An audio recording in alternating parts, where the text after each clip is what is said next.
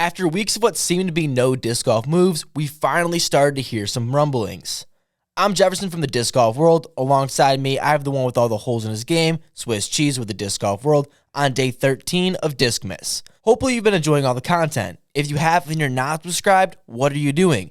Don't miss out on any of the daily disc golf content until Christmas.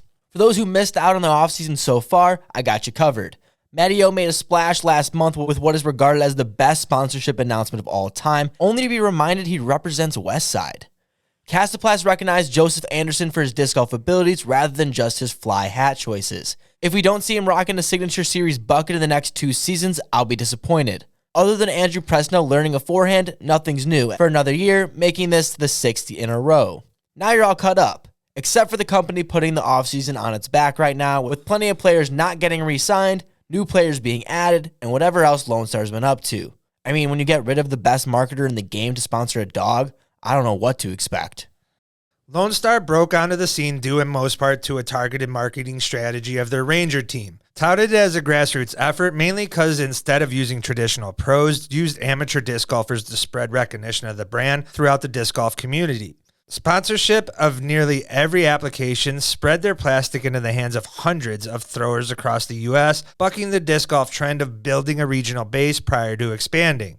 For many, the team felt more like a Ponzi scheme, luring players with a promise of sponsorship and free plastic while offering discounts on future purchases, and never forget that shipping charge. Either way, it found success as every Tom, Dick, and Harry, all with the same noodle arm, announced their acceptance to the Lone Star Ranger team about as frequently as holiday mystery box reveals. With that success and a surging market, Lone Star pumped production on more discs for their lineup, marketed the brand further with commercials and ads, seized on the availability of Nico Caso, and targeted a number of pro players leading to the 2023 season. Signing several pros that span from mid-level players, promising young talents. It seemed as though you couldn't go 4 days without an announcement of a new player being added to the lineup for that 2023 season. The announcements and the number of them made them the talk of the disc golf community that offseason, overinflating them as a major competitor among the more established brands. As of now, every player was rumored or linked to the brand. No player was off limits. You guys really don't remember those Simon Lizotte rumors before he announced he was going to MVP?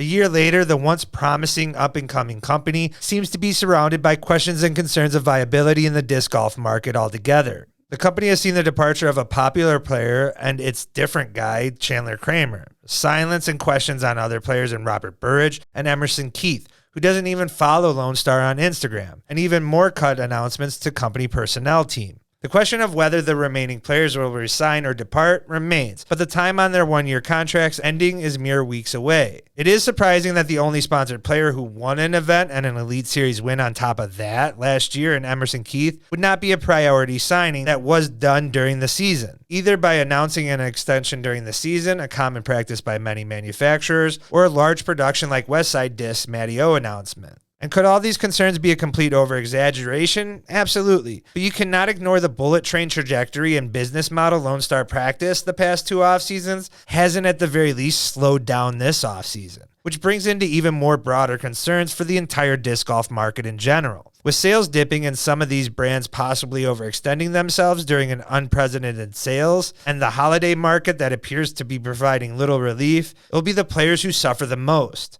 Manufacturers making cuts will limit contract lengths, pay, and cut their sponsorship spots down altogether, as the likelihood of seeing more players' departure announcements similar to Chandler's, with no following announcement with a new sponsorship they'll sign with after.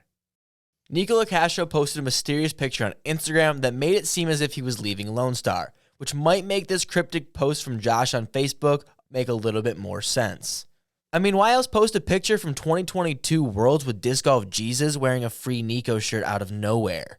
Nico would later go on Instagram to reveal, lots of paperwork later, I finally closed on 130 acres to build a championship-level disc golf course and pro shop in Houston, Texas. I'm excited to share this project with the community. We plan to offer a fun and recreational style layout on the property as well as a driving range and glow course. Thank you to Lone Star Disc for their support throughout the year, the Houston disc golf scene for welcoming me, and the entire disc golf community for sharing their passion of disc golf. Thank you to all the people who have shown love along the way. Can't wait to share more about this venture.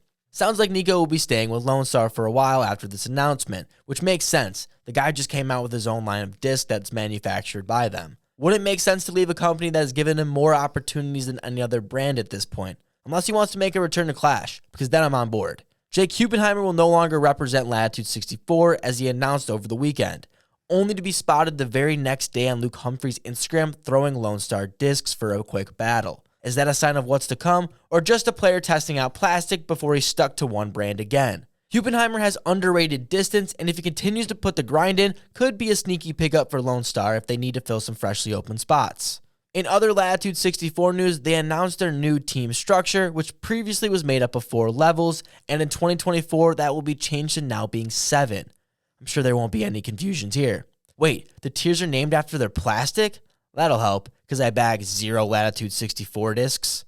Their top tier, now named World Champion, which they should just change to Kristen Tatar level because she's the only person I see in the near future representing this tier, as it's reserved for players who've won a World Championship. The second tier, also known as Grand, is for their players that compete on the Pro Tour. These are the disc golfers they will support through Tour Series discs, and their full time is exclusively playing disc golf competitively. The third tier is for players actively seeking to elevate to the pro level. Most of the players that will be represented in this tier are young players who compete at a significant amount of regional events, but also some Pro Tour events and local majors. They also add that players competing on the pro level who are in school or looking to earn a spot on tour will likely be on this team. The fourth tier is the gold level, which represents regional players. If you're a weekend warrior, this is the level you're going to want to put when you send your 5th email to Latitude about why they desperately need to sponsor you with no reply. The next one's it for sure. Tier 5 is the most reimagined version of the old core team if you remember that. Simply, it's the entry-level professional team and made up of the most consistent brand ambassadors. The next 2 tiers are for ambassadors and juniors only. And at the end of the article, Latitude 64 goes on to say over the next 3 weeks they will release information about all of the players on their team in 2024. There could just be nothing else to speculate over, but I do find it interesting how they spelled all in capital letters. Almost like they wanted us to notice it, or it's just creating emphasis on the new structure that I will admit makes so much more sense than just the 4 tiers. So good job on Latitude for that one. We're only a few weeks away from the disc golf offseason starting to blow up, so get ready for some big moves being made. At least I hope so. We need some more topics to talk about or we're screwed for the rest of Discmas.